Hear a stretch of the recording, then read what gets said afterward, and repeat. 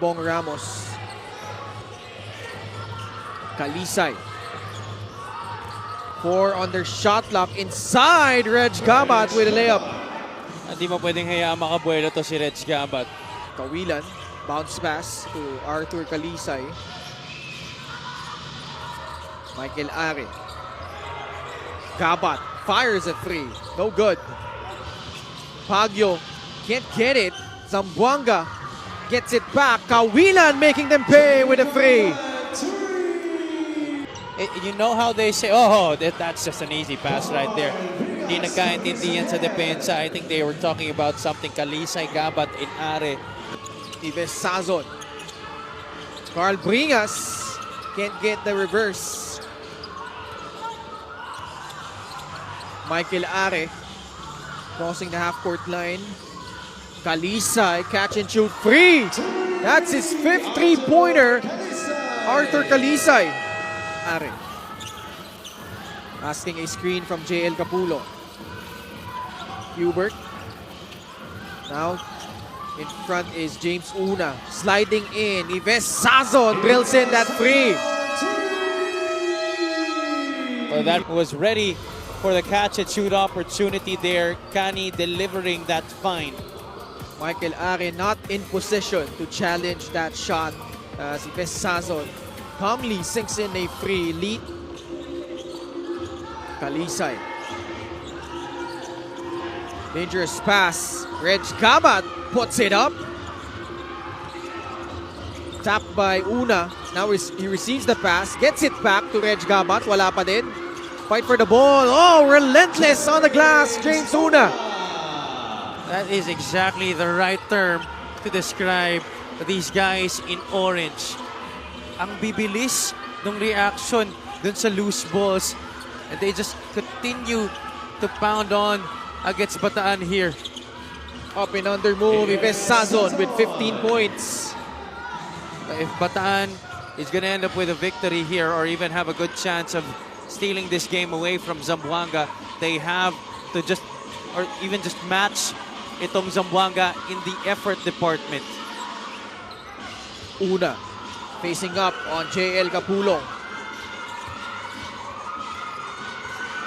Sazon clears it for Bataan. Now that's exactly how you do it. Keep Zamboanga to just one possession. Vera got clipped in the head as he went for that teardrop shot. Dom Vera, a chance to tie his career high, has been masterful again today. 3rd straight game in double figures. Knocks down the first free throw. And pretty decent from the free throw line compared to his average percentage. Special deal from OneXBet. Scan the QR code and claim your special offer. Ties his career high at 24 points. Now 6 out of 8 from the free throw line.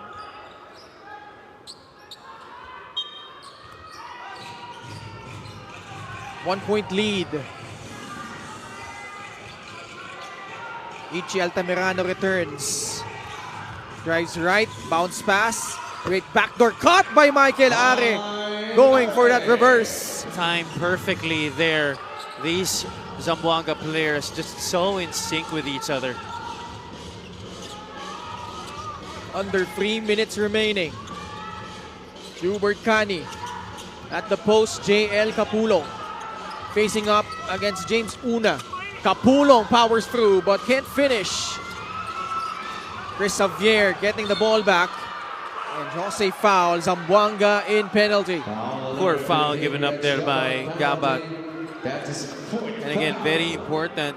I said it earlier for Bataan in Dom Vera's case that you do have to have proper knowledge of the foul and time situation at all points, especially here in the very crucial moments of the game in the 4th quarter. This time it's Zamboanga committing that mistake, Reg Gabat committing the personal foul.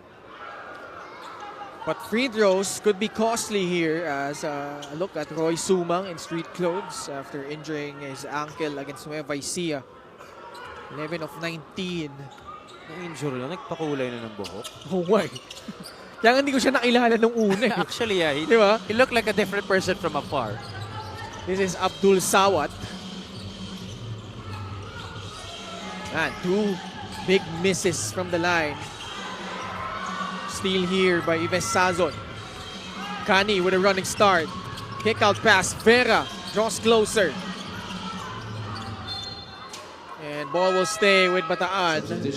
Interesting here. Sazon now is guarded by Reg Gabat. Sazon nonchalantly pulls up for that jumper. And I love the way he stepped into it. He was very confident. He demanded that the space be cleared para sa kanya. That's the Ives Sazon that Bataan wants to see more often. Last 2 minutes of the ball game. 1 point lead by Zamboanga. Reg Gabat coming up big again with another free. He has done that a handful of times this season, Javi. These past 4 or 5 games have been such an amazing stretch for Reg Gabat. This guy, Ives Sazon, putting on a good show for Bataan here, picking up from where he left off in that game against QC. Although that ended up in a loss, he wants to make sure that they get the victory here today, but so does Reg Gabat para sa Zamboanga. Brings the and Bataan hoping to avoid that same result. Hubert Cani to Dom Vera at the post they go. JL Capulong. Una has had his number so far. Vera steps into a free and knocks that one down. New career high for Dom Vera, 27 points.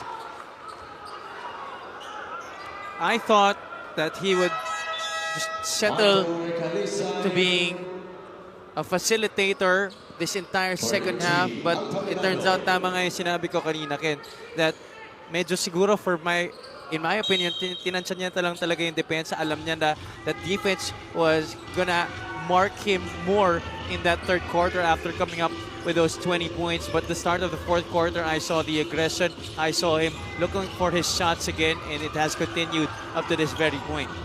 Med Salim, guarded by Carl Bringas. Kalisa, a great recovery by Dom Vera, swatting away that shot.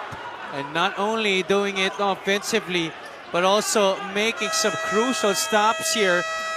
Dom Vera acting as the interior protector on this one, blocking that shot away.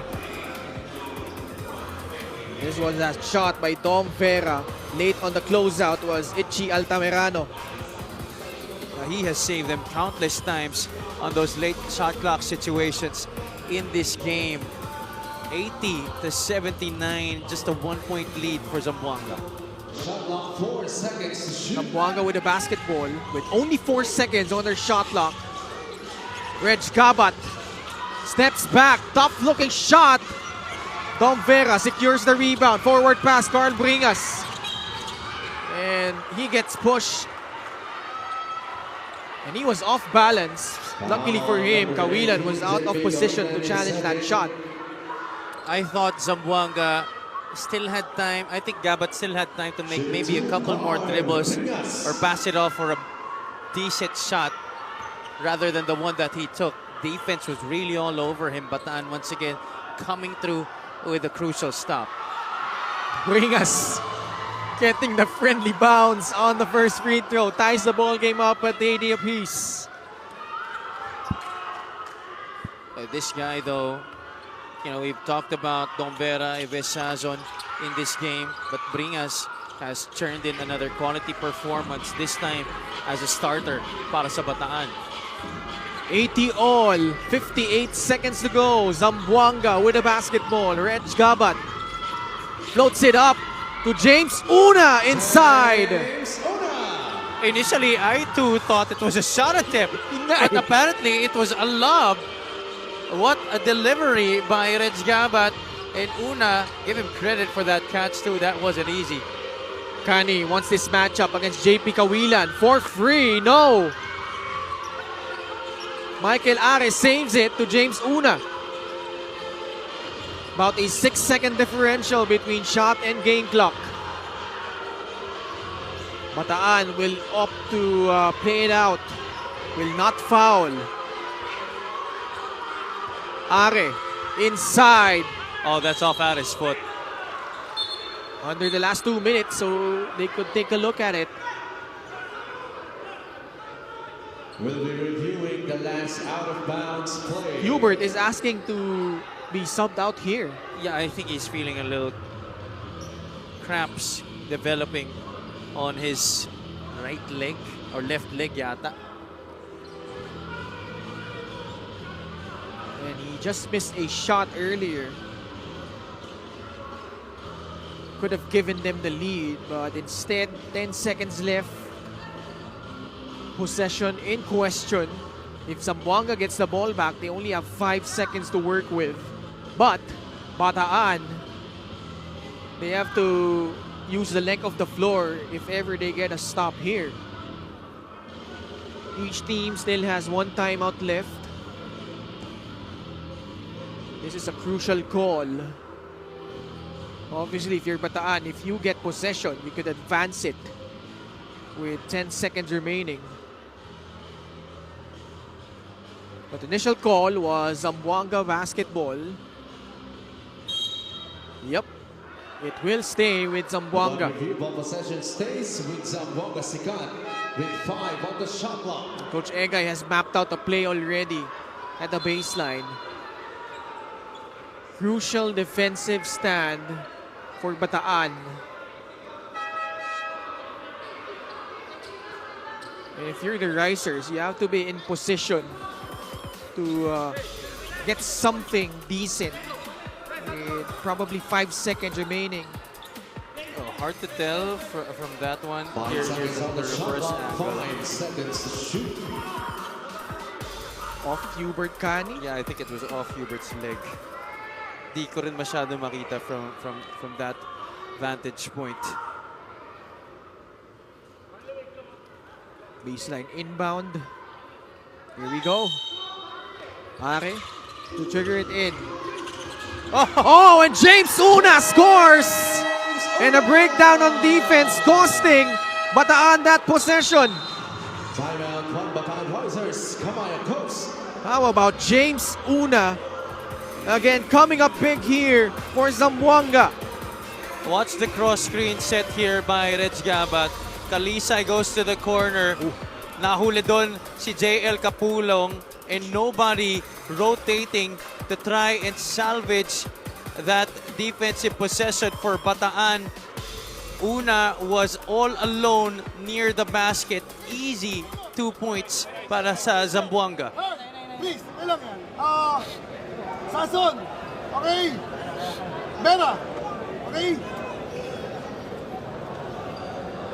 Sason, first option, ayun. 3 points tayo. Elevator screen, Bera. Hindi tayo nakabalik dyan. Kailangan mabilis. Tayo, mabilis. Mabilis. Tapos pagka-shoot, foul. Pagka-shoot, foul. Wala na tayo tayo. Pare, quick foul na. Quick foul na.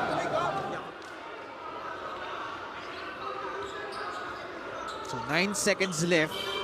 Obviously, if you're Bataan, you need a quick shot here. A quick shot and then foul immediately. But Zamboanga still has 1 timeout. Oh, itong Bataan, wala na. And Zamboanga in penalty. But I don't think it's wise for Zamboanga to still give up a foul here. Cani gets it to Ives Sazon, turns around, short. Carl Bringas puts it in. Still 6 seconds. Zamboanga will call for time. 84-82. Can't say this is over yet, Ken. Oh, Sazon getting it with that turnaround 3 at the corner. Bringas once again generating another possession para sa Bataan. And getting 2 points, cutting the lead down to a single basket. Bera, ay Santos. Carl, Capulong, Sason, okay? O next tayo lahat, okay? Pagpunta dito, cover mo yan. Pagpunta dito, cover mo yan. Ikaw yung gitna. Ikaw yung gitna. Pag bola, right away double, and then foul. Okay? Ha, naka-all X tayo lahat, ha? Itong 5 sprint, di ba? Number 1. Okay? Oh, sige na. Okay. So 5 ito, basta mag-down pick, aangat ka doon. Mumove ka doon. JP, meet the ball. Hawak lang. Hey, pagtanggap yan. Pagtanggap, 4 corners tayo. Para walang foul. Okay? Ako mga kali.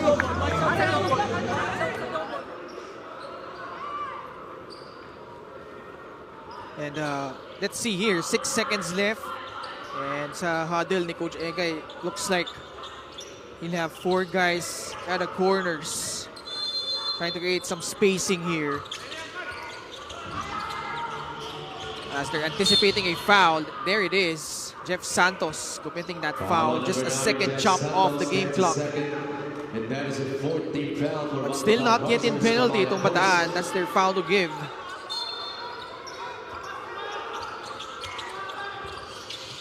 That's a guy. That's a good guy to foul. Ito si James Una. James Una, again, against Nueva Ecija, missed some clutch free throws. But has a chance to redeem himself here. Shooting 2, James Una. Chance to ice the ball game. Una is perfect at the line, 4 out of 4. Ooh, missing the first free throw. This is not the time you want to miss if you're James Una. Free throws. Bit of a problem for both squads. 12 of 22 ang Bataan, 15 of 23 ang Zamboanga. I would say a major problem for both teams, especially in a close game like this. Una missing. Jeff Santos. 2 seconds remaining. Dom Vera from half court. And that's going to do it for this game. And Zamboanga this time holds on despite 2 missed free throws from James Una and the hot shooting of Bataan. And one away for them to bounce back after that disappointing loss against Nueva Ecija. Well, the Risers were really breathing down Zamboanga's necks the entire game. In fact, having control of this matchup for a period of time, but the Sikat just don't want to let this slip out of their hands, especially after that heartbreaking loss to Nueva Ecija. Final score 82 for the Bataan Risers, 84 for the Zamboanga Sikat. Let's go courtside to Miss Sydney Crespo. Thanks, Ken and Javi. Reg, congratulations.